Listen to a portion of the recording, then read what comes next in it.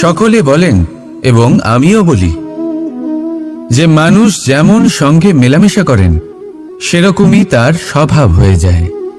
এ হলো সত্য, কিন্তু এটা হলো অর্ধ সত্য।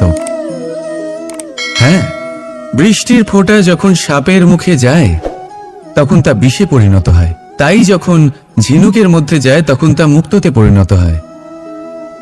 কিন্তু কোনো ব্যক্তির স্বভাব এ হলো অত্যন্ত গুরুত্বপূর্ণ।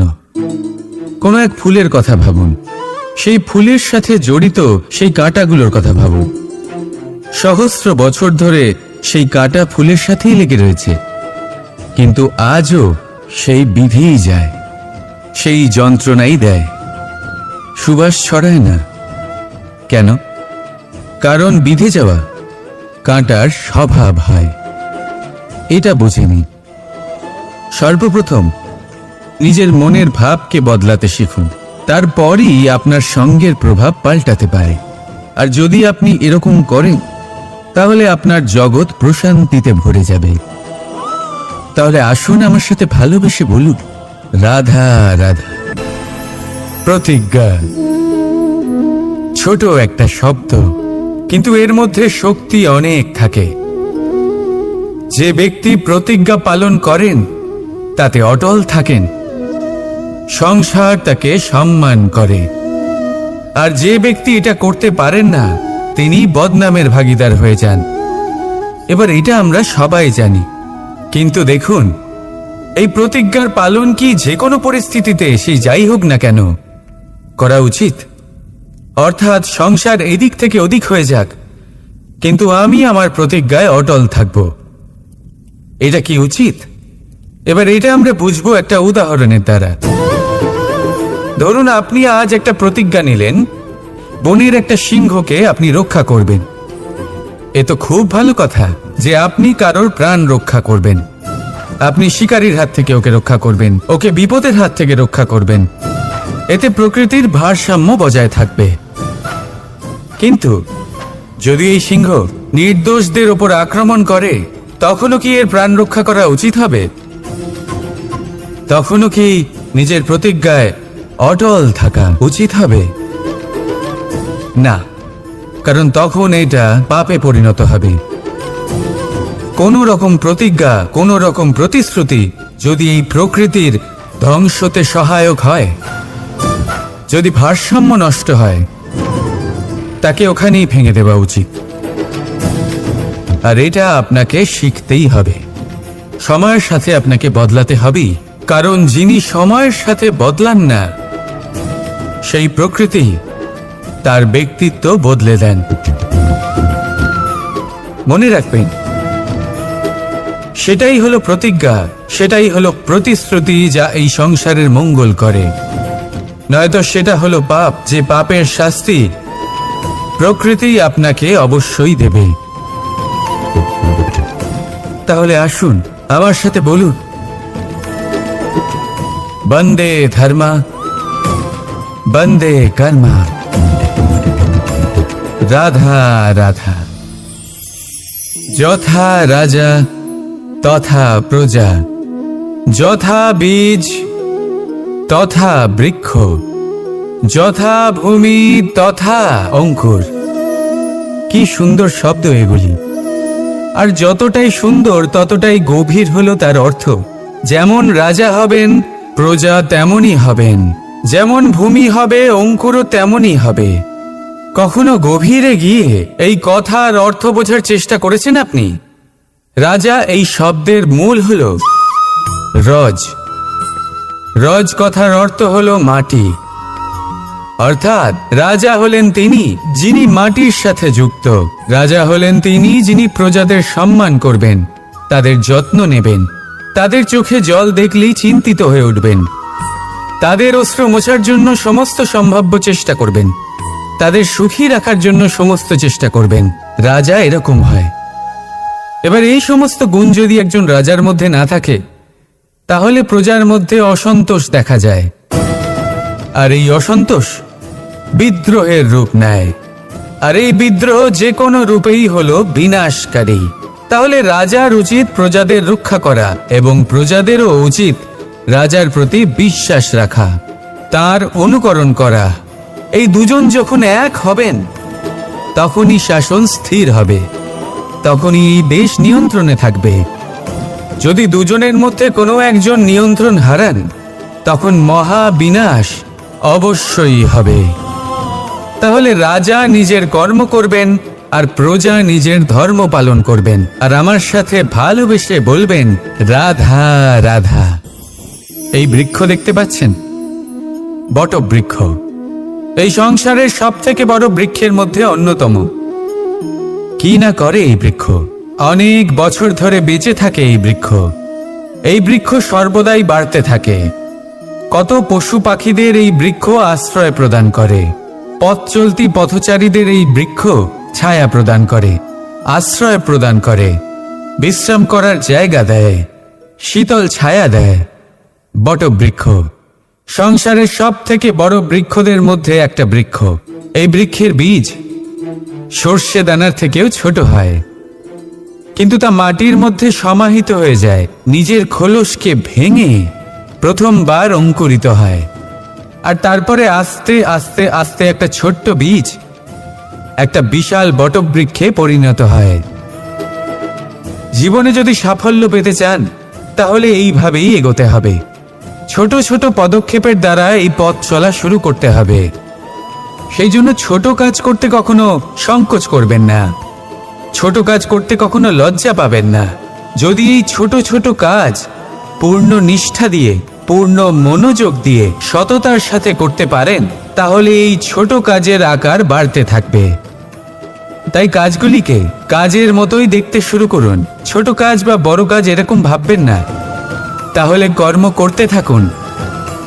জীবনে আপনার অস্তিত্ব বটবৃক্ষের থেকেও বড় করে তুলুন। তাহলে আসুন আর আমার সাথে ভালোবেসে বলুন রাধা রাধা। কর্ম এবং ফল। মানুষের স্বভাব হলো এটাই যে তিনি নিজের প্রত্যেক পরিশ্রমের প্রতিফল প্রার্থনা করেন। বেশিরভাগ সময় এই ফলাফলের চিন্তা করতে করতে, কল্পনা করতে করতে উনি কর্ম করতে থাকেন যে আমি এই কাজটা করলে এই ফল পাবো। সেই সব কল্পনা করতে থাকেন যা না তার হাতে আছে, না আছে অধিকার, আর না আছে নিয়ন্ত্রণ। উনি শুধু নিজের কর্ম করতে পারেন। উনি কি ফল পাবেন তা তার হাতে কখনোই নেই। তাই আপনিও শুধুমাত্র কর্ম করতে থাকুন, ফলের চিন্তা করবেন না। মনে রাখবেন, শিকড় এবং শাখা যেভাবে একে অপরের সাথে জড়িয়ে, সেইভাবেই একে অপরের সাথে জড়িয়ে কর্ম এবং ফল। যেরকম কর্ম আপনি করবেন সেরকম ফল আপনি অবশ্যই পাবেন। তাই এই ফলের আশায় কর্মের সময় কখনোই নষ্ট করবেন না, কারণ যে ব্যক্তি সময় নষ্ট করেন, সময় সেই ব্যক্তিকে অবশ্যই নষ্ট করে দেয়। কর্ম করুন নিঃস্বার্থভাবে, ফলের চিন্তা করবেন না, আর আমার সাথে ভালোবেসে বলুন রাধা রাধা। বরদান অত্যন্ত বিচিত্র এক বিষয়, কিন্তু দেখতে গেলে এই বরদান কি না করতে পারে। এক দরিদ্রকে রাজা বানিয়ে দিতে পারে, একজন দুর্বলকে এই সংসারের সব থেকে শক্তিশালী ব্যক্তি বানিয়ে দিতে পারে। কিন্তু আমরা ভুলে যাই এক অত্যন্ত গুরুত্বপূর্ণ কথা। বরদান এই শব্দের শেষে দান লুকিয়ে রয়েছে। এই দান কথাটা অত্যন্ত গুরুত্বপূর্ণ। আমাদের মনে রাখা উচিত এই বরদান আমরা দানে পেয়েছি, আর তাই তার সম্মান করা উচিত, কখনোই অহংকার করা নয়। আর যে ব্যক্তি বরদান পেয়ে অহংকার করেন তার যা ক্ষতি হয় তা হলো এই বরদান তার থেকে কেড়ে নেওয়া হয়। বর অর্থাৎ শ্রেষ্ঠ, অর্থাৎ বরদানের অর্থ হলো একটা শ্রেষ্ঠ দান, এবং তার ব্যবহার যদি আপনি কারোর ক্ষতি করার জন্য করেন তাহলে ক্ষতি শুধুই আপনার হবে। তাহলে এই বরদানের সম্মান করুন, উচিত পথে চলুন, আর উচিত উদ্দেশ্য নিয়ে এর ব্যবহার করুন। সব কিছু ভালোই হবে। তাহলে আসুন আর আমার সাথে ভালোবেসে বলুন রাধা রাধা। মৌনতা। দেখতে গেলে সংসারের সব থেকে শক্তিশালী অস্ত্র হলো এই মৌনতা। আর দেখতে গেলে আমাদের এই অস্ত্রই কখনো কখনো আমাদেরই ওপর আক্রমণ করে বসে। কিভাবে? অনেক সময় আমরা আপনদের দেখে তাদের অনুচিত কার্যকলাপ দেখে, অনুচিত কথা শুনে চুপ করে থাকি। ভেবে নিয়ে আমরা যেন কোনোভাবে তাদের আঘাত না করে ফেলি, দুঃখ না দিই, ক্রুদ্ধ না করে ফেলি। ভেবে নিয়ে এই সমস্যা এড়িয়ে যাবে। কিন্তু এইখানেই আরম্ভ হয় সব থেকে বড় সমস্যার। আমরা কিছুই বলি না এটা ভেবে উনি আমার আপনজন, আর সেই ব্যক্তি ভাবেন যে কিছুই বলেন না সেই আমার আপনজন। যদি আপনি সত্যি কাউকে আপনজন মনে করেন, তাহলে তাকে বাধা দিতে শিখুন। তার অনুচিত কাজে, তার অনুচিত কথায় তাকে বাধা দিতে শিখুন। তক্ষুনি ওনাকে বোঝান যে উনি কি ভুল করছেন, ওনাকে বোঝান, ওনাকে সঠিক পথ দেখান, সেই পথে ওনাকে চালিত করুন। এটাই হলো আপন ভাবা। আর তার জন্য মৌন থাকা নয়, দরকার গর্জন করা। অনেক সময় অনুচিত কর্মের পথে চলতে গিয়ে কিছু মানুষ এমন ঘুমিয়ে পড়েন যে ওনাদের জাগানোর জন্য মধুর সঙ্গীত নয়, রৌদ্র হুঙ্কারের প্রয়োজন হয়ে থাকে। তাই আপনজনদের জাগান, শ্রেষ্ঠ কর্মের পথে ওনাদের চালিত করুন। আর আমার সাথে ভালোবেসে বলুন, রাধা রাধা। মায়ের আরো দুটো মহান গুণ, সাহস আর সম্বল। সাহস এটা যে সে তার সন্তানের জন্য সব কিছু করতে পারে, আর সম্বল যে সে তার সন্তানকে কখনো ভেঙে পড়তে দেবে না। একবার ভেবে দেখুন, যখনই আপনি আহত হন, চিৎকারের আগে মায়ের নাম কেন আসে? ভেবে দেখুন, যখন আপনার শক্তির প্রয়োজন পড়ে, সাহসের প্রয়োজন পড়ে, সামনের পথ আপনি দেখতে পাচ্ছেন যা অত্যন্ত কঠিন মনে হচ্ছে, তখন মুখ থেকে মায়ের নামই কেন বেরোয়? কারণ মা আমাদের সাহস যোগায়, মাই আমাদের ভরসাও যোগায়। মা জানেন কি করে আমাদের আঙুল ধরে আমাদের হাঁটতে শেখাতে হবে। মা এটাও জানে যে কিভাবে কান ধরে আমাদের সঠিক পথে নিয়ে আসতে হবে। এই রকম সাহসী মায়েদের আমার শত কোটি প্রণাম। রাধা রাধা। বসন্ত ঋতু এলেই একটি মিষ্টি কুহুধ্বনি শোনা যায়, যা মনে বসে যায়। কোকিলের কুহুতান বড়ই মিষ্টি, বড়ই সুন্দর। আরেকটি পক্ষীও আছে যার স্বর বড়ই মিষ্টি, আমাদের বাড়ির আশেপাশেই থাকে। সবুজ রং, লাল ঠোঁট। ঠিক চিনেছেন আপনারা, টিয়া। এই দুই পক্ষী আমাদের ভীষণ ভালো লাগে, মনকে শান্তি দেয়। কিন্তু এই দুজনের মধ্যে অনেক পার্থক্য।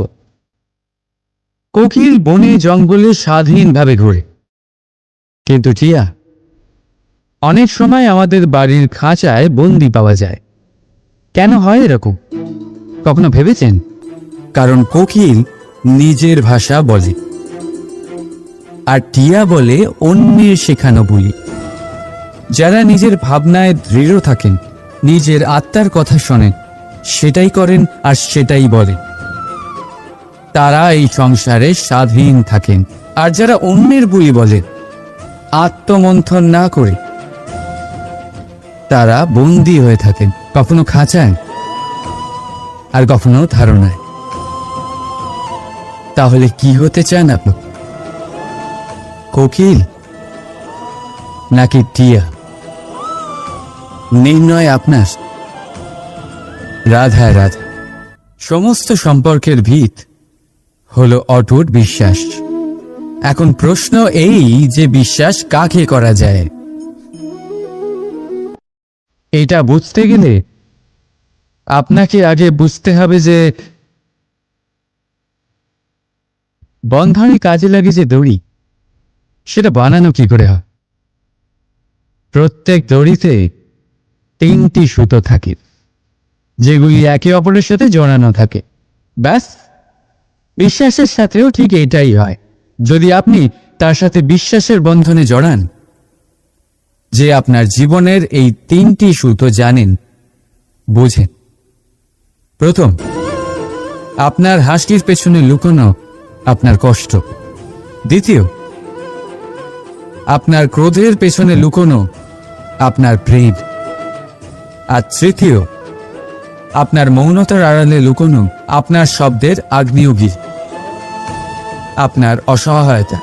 যে ব্যক্তি আপনার জীবনের এই তিনটি সুতো, এই তিনটি কথা জানেন, যদি তার সাথে আপনি বিশ্বাসের বন্ধনে জড়ান, তার সাহায্যে জীবনের বড় বড় বাধা অতিক্রম করতে পারবেন। রাধা রাধা। পড়তে কে না ভালোবাসে? সাফল্যের মহাকাশে গমন করতে কে না চায়? সবাই চায়। সবাই চায় যে এই সংসারে তাদের নাম, তাদের পরিচয় সব থেকে ওপরে থাকবে, যে তাদের নাম ইতিহাসে স্মরণীয় হয়ে থাকবে। কিন্তু সবার নাম ইতিহাসে লেখা হয় না। কিছু মানুষ নাম অর্জন করেও অনামী রয়ে যান। কেন? কারণ তারা এই ধরিত্রীর সাথে সম্পর্ক ভেঙে দেয়। ভুলে যান এই কথাটা, যে উড়ান সম্পূর্ণ হওয়ার পরে ধরিত্রী তাদের বিশ্রাম দেবে, যে তাদের কীর্তিতে যারা বাহুবা দেন, যারা প্রশংসা করেন, তারা পৃথিবীতেই থাকেন। আর এই পৃথিবীতে থাকা মানুষই ইতিহাস রচনা করে। তাই সাফল্যের আকাশে অবশ্যই উড়ুন, কিন্তু তাদের থেকে একেবারেই বিচ্ছিন্ন হবেন না যারা আপনার এই সাফল্যের মূল ভিত্তি। তবেই ইতিহাসে আপনার নাম হবে, আর তখনই আপনি ভবিষ্যতে প্রসন্ন থাকবেন। রাধা রাধা। যখন মা ক্ষীর তৈরি করেন, তখন সেটা খেতে আমাদের খুব ভালো লাগে, তাই তো? কিন্তু মা কিভাবে ক্ষীর তৈরি করেন? প্রথমে উনি ভাত আর দুধের আয়োজন করেন, তারপর মিষ্টির আয়োজন করেন, তারপর উনি আগুনের আঁচে ওটাকে রাঁধেন। সহজ, তাই না?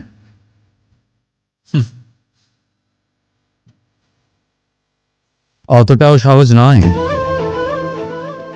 এই জীবনে আনন্দের ক্ষীর আস্বাদন করার এটাই উপায়, কিন্তু এতে সময় অনেকটাই লাগে। শুদ্ধ শুভ্র দুধের মতো ভাবনায় সদা অটুট সম্পর্কের মধ্যে প্রেমের মিষ্টত্ব মিশিয়ে যখন প্রয়াস আর পরিশ্রমের আগুনের আজে অনেকক্ষণ রাধা হয়, তখন তৈরি হয় আনন্দরূপী ক্ষীর।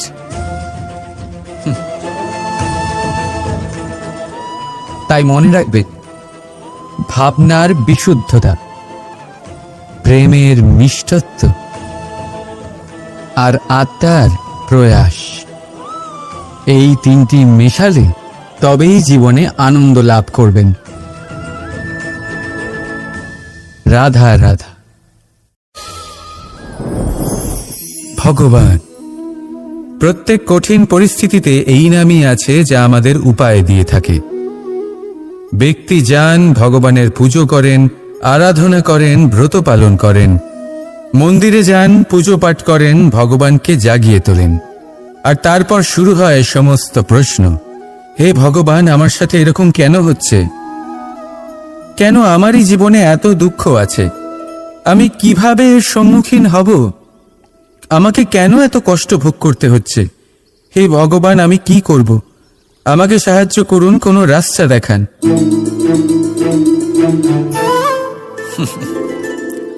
চলুন, আমি আপনাকে একটা প্রশ্ন করি। মন্দিরে যাওয়ার চেষ্টা করার আগে আপনি কি জীবনে ততটা চেষ্টা করেছেন যতটা সেই সমস্যাকে দূর করার জন্য দরকার ছিল? দ্বিতীয় প্রশ্ন, ভগবানকে জাগানোর পূর্বে আপনি কি নিজেকে জাগিয়ে তুলেছেন? আপনি কি আলস্য ত্যাগ করেছেন? তৃতীয় প্রশ্ন, ভগবানকে জিজ্ঞাসা করার আগে আপনি কি নিজেকে জিজ্ঞাসা করেছেন যে আমি কেন এত অসফল হচ্ছি? যদি না করে থাকেন, তাহলে সবার আগে এটা করুন। আপনি সমস্ত প্রশ্নের উত্তর পাবেন, সমস্ত বিপদের পরিত্রাণ পাবেন। অন্য কোথাও নয়, নিজের ভেতরে তাকিয়ে দেখুন। চেষ্টা করুন নিজেকে জাগিয়ে তোলার।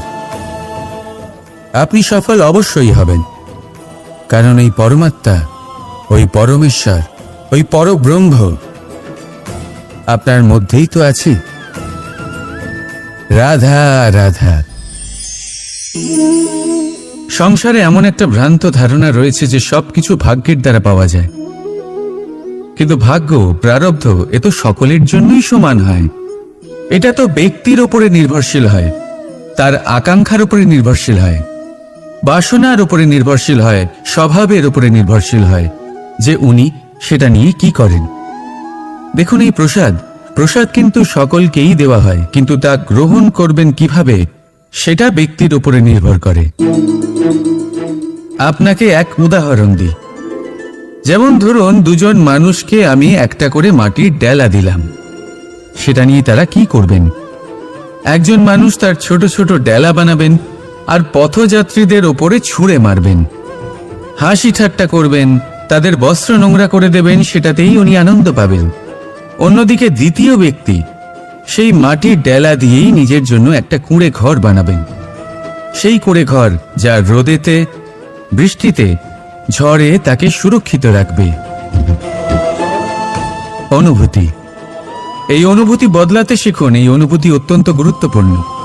ভালোবাসাতেও এই অনুভূতি হলো অত্যন্ত গুরুত্বপূর্ণ।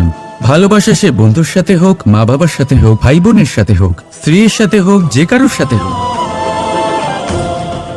মনে রাখবেন এই হলো সেই অনুভূতি যা আপনার ভাগ্য নির্ধারণ করে থাকে।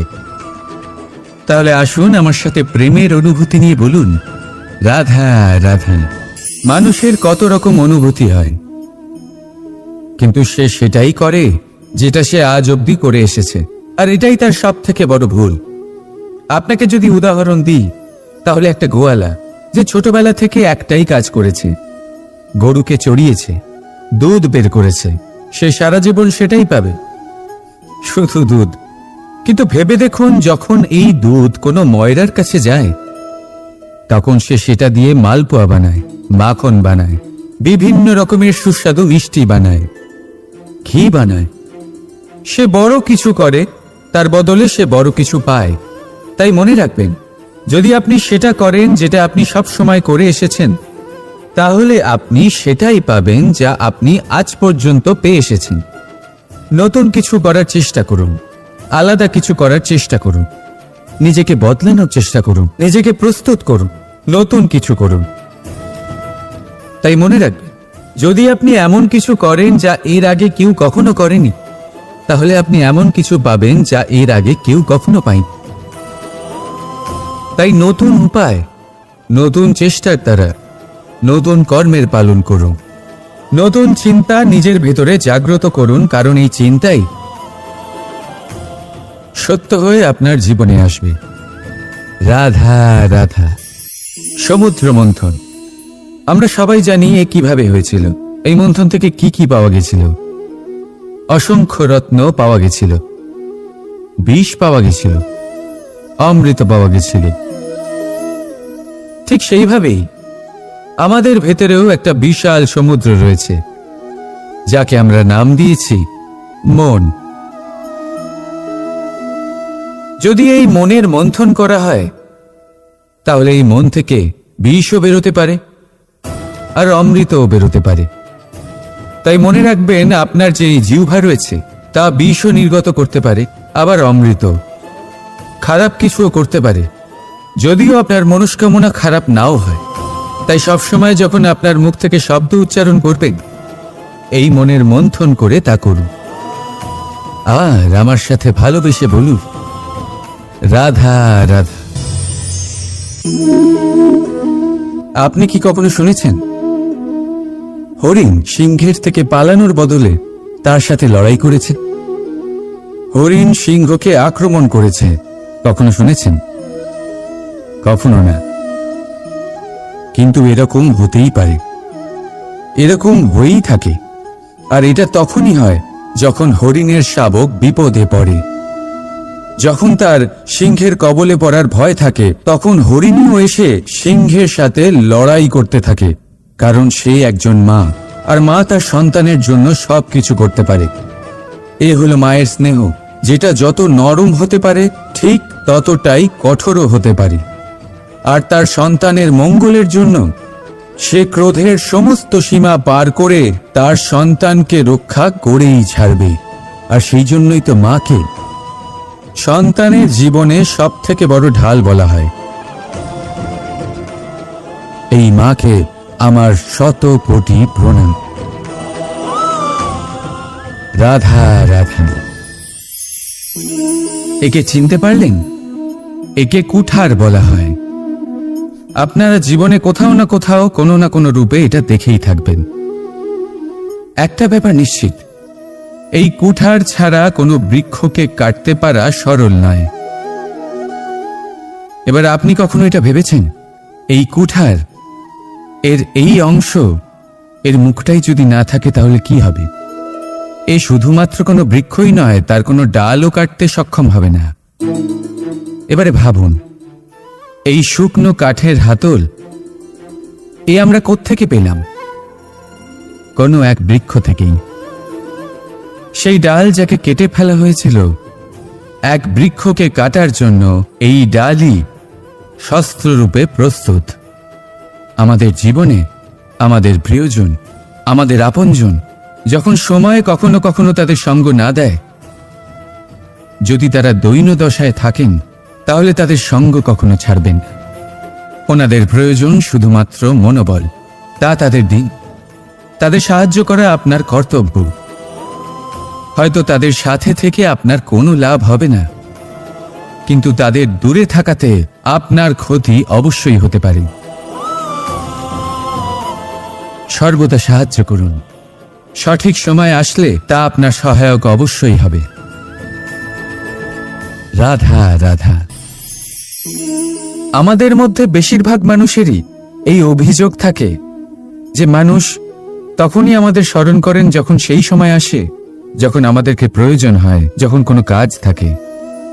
যখনই এই সময় পেরিয়ে যায়, তাদের কার্যসিদ্ধি হয়ে যায়, তারা আমাদের থেকে দূরে চলে যান, ভুলে যান আমাদের। এবার এই বিষয়ে ভেবে খারাপ অবশ্যই লাগে। এই পরিস্থিতিকেই অন্য এক দৃষ্টিভঙ্গি দিয়ে দেখার চেষ্টা করুন। মনে রাখবেন, মানুষ প্রদীপের সন্ধান তখনই করেন যখন তার জীবনে অন্ধকার থাকে। আপনি প্রসন্ন হয়ে উঠুন, কারণ আপনার কাছে সেই সুযোগ আছে যে কারোর জীবনে প্রকাশের কিরণ আনতে পারছেন, কাউকে সঠিক পথ দেখাতে পারছেন, কারোর সহযোগিতা করতে পারছেন, এই পুণ্য অর্জন করতে পারছেন। কারোর থেকে কোনো আশা রাখার দরকার নেই। যার আপনাকে যতটা প্রয়োজন তাকে ততটাই সাহায্য করুন, ততটাই সবাইকে প্রেম বিতরণ করুন। আর এই প্রেমের ভাব নিয়েই আমার সাথে বলুন, রাধা রাধা।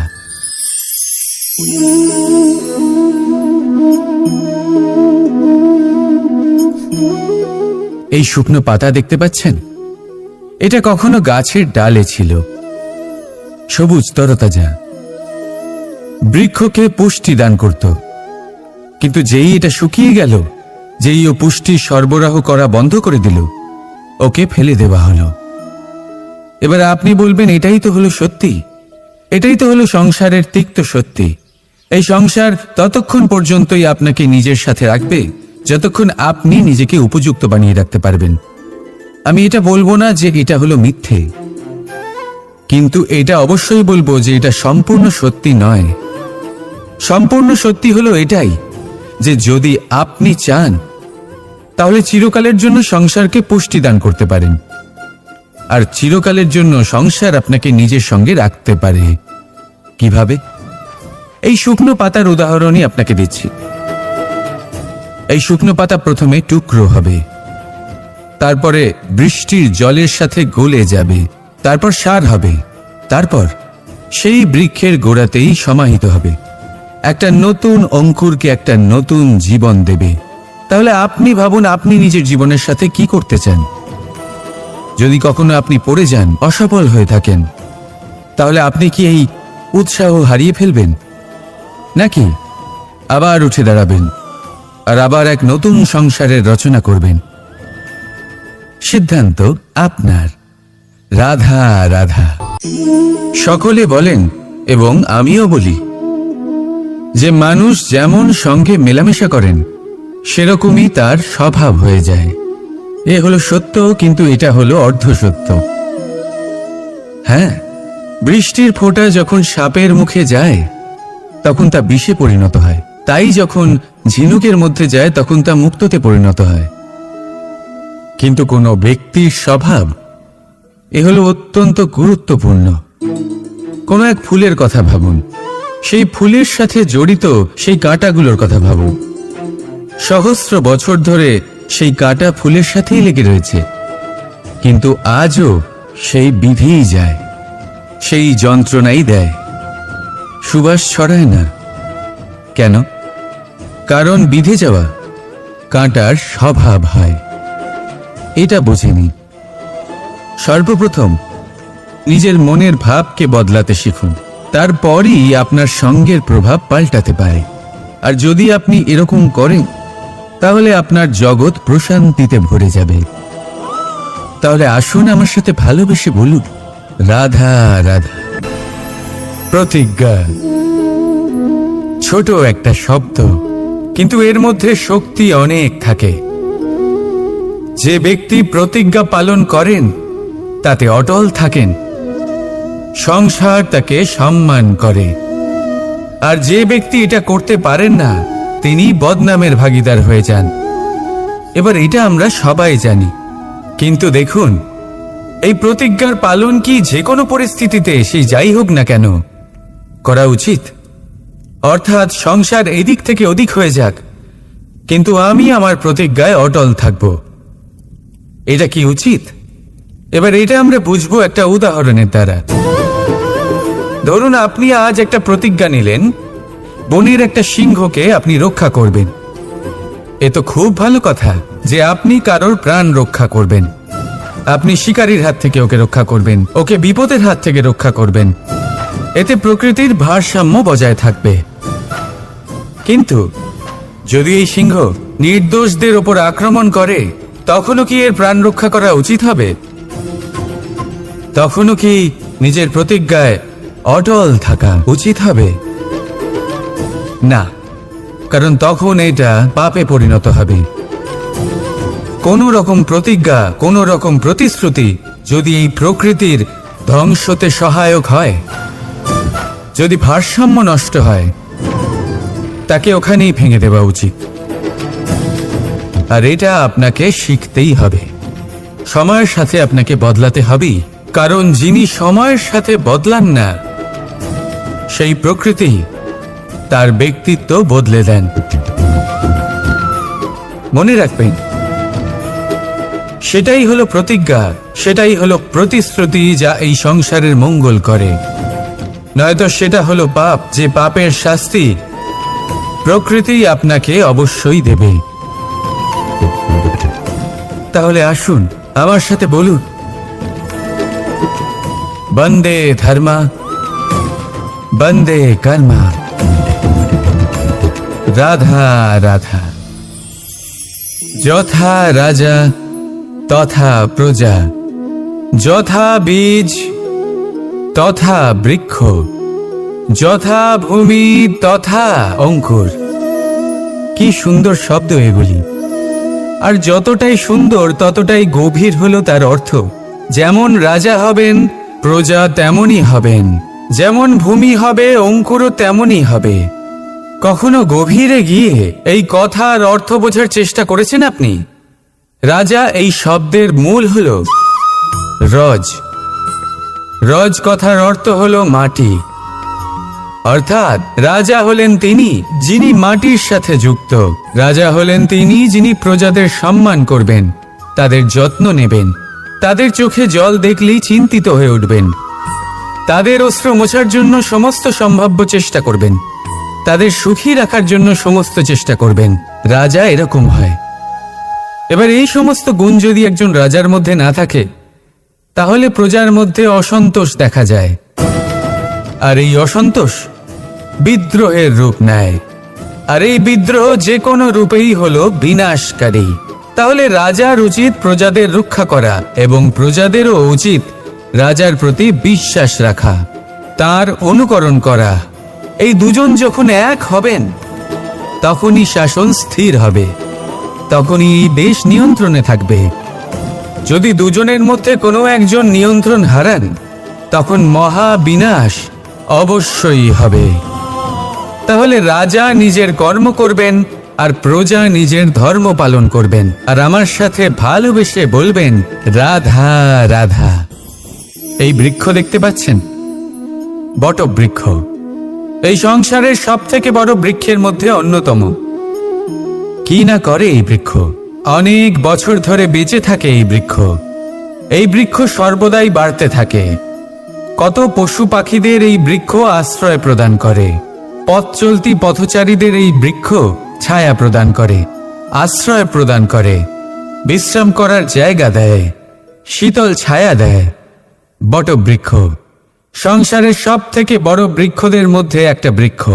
এই বৃক্ষের বীজ সর্ষে দানার থেকেও ছোট হয়, কিন্তু তা মাটির মধ্যে সমাহিত হয়ে যায়, নিজের খোলসকে ভেঙে প্রথমবার অঙ্কুরিত হয়, আর তারপরে আস্তে আস্তে আস্তে একটা ছোট্ট বীজ একটা বিশাল বটবৃক্ষে পরিণত হয়। জীবনে যদি সাফল্য পেতে চান তাহলে এইভাবেই এগোতে হবে। ছোট ছোট পদক্ষেপের দ্বারা এই পথ চলা শুরু করতে হবে। সেই জন্য ছোট কাজ করতে কখনো সংকোচ করবেন না, ছোট কাজ করতে কখনো লজ্জা পাবেন না। যদি এই ছোট ছোট কাজ পূর্ণ নিষ্ঠা দিয়ে, পূর্ণ মনোযোগ দিয়ে, সততার সাথে করতে পারেন তাহলে এই ছোট কাজের আকার বাড়তে থাকবে।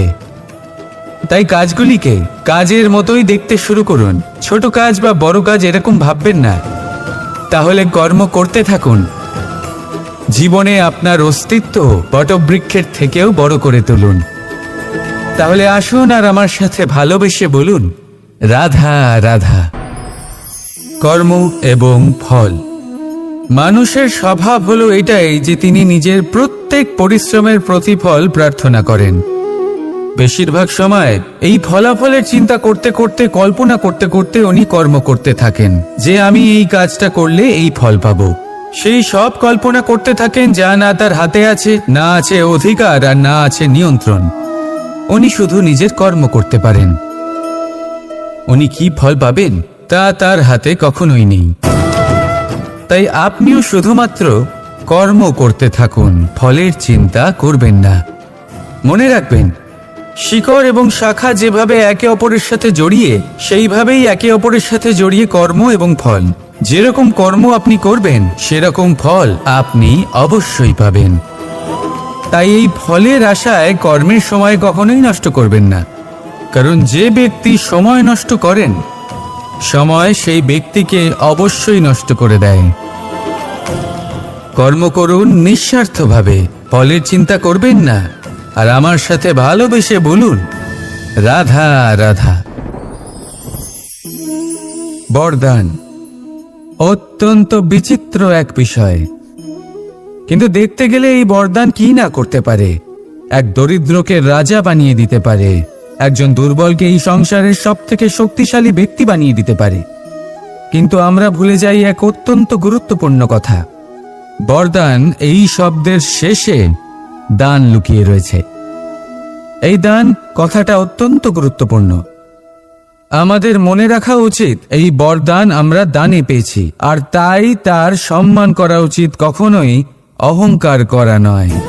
আর যে ব্যক্তি বরদান পেয়ে অহংকার করেন তার যা ক্ষতি হয় তা হলো এই বরদান তার থেকে কেড়ে নেওয়া হয়।